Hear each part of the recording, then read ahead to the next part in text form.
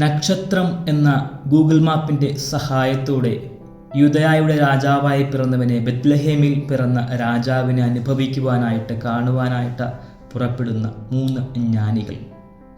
എന്നാൽ ഇവർ ആദ്യം എത്തിപ്പെടുന്നത് ഹെരോദോസ് എന്ന ക്രൂരനായ രാജാവിൻ്റെ പക്കലേക്കാണ്.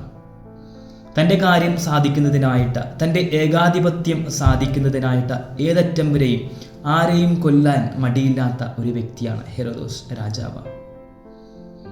ജ്ഞാനികളുടെ ഒരു ചോദ്യം,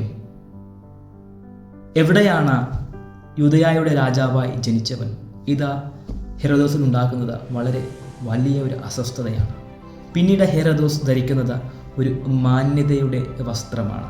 വളരെ ജെന്റിലായിട്ട് ജ്ഞാനികളോട് ചോദിക്കുകയാണ്, നിങ്ങൾ രാജാവിനെ കണ്ടതിന് ശേഷം എൻ്റെ അടുക്കൽ ഒന്ന് പറയണം, എങ്കിൽ എനിക്കും അവനെ ആരാധിക്കുവാൻ സാധിക്കും. ഇതൊരു ട്രാപ്പാണ്. ഹെരോദോസ് 3 ജ്ഞാനികൾക്കും നൽകുന്ന ഒരു ട്രാപ്പാണ്. എന്നാൽ ജ്ഞാനികൾ തിരികെ വരുന്നില്ല.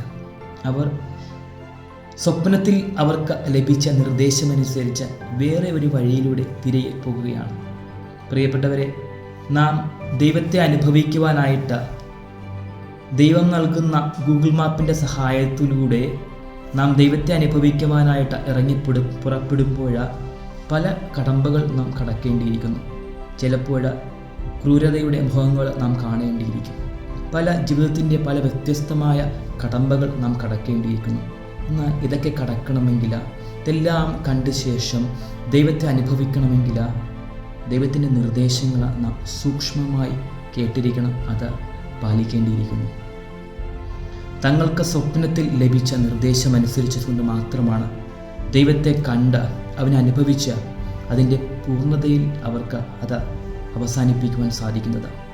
എൻ്റെയും നിങ്ങളുടെയും ദൈവിക അനുഭവം അതിൻ്റെ പൂർണ്ണതയിൽ അവസാനിപ്പിക്കണമെങ്കിൽ ദൈവത്തിൻ്റെ നിർദ്ദേശങ്ങൾ അത് പൂർണ്ണമായും ശ്രവിച്ച് അത് ഉൾക്കൊണ്ട് അതിലൂടെ നടന്നു പോകുമ്പോഴാണ് ദൈവിക അനുഭവം അതിൻ്റെ പൂർണ്ണതയിൽ അവസാനിക്കുന്നത്.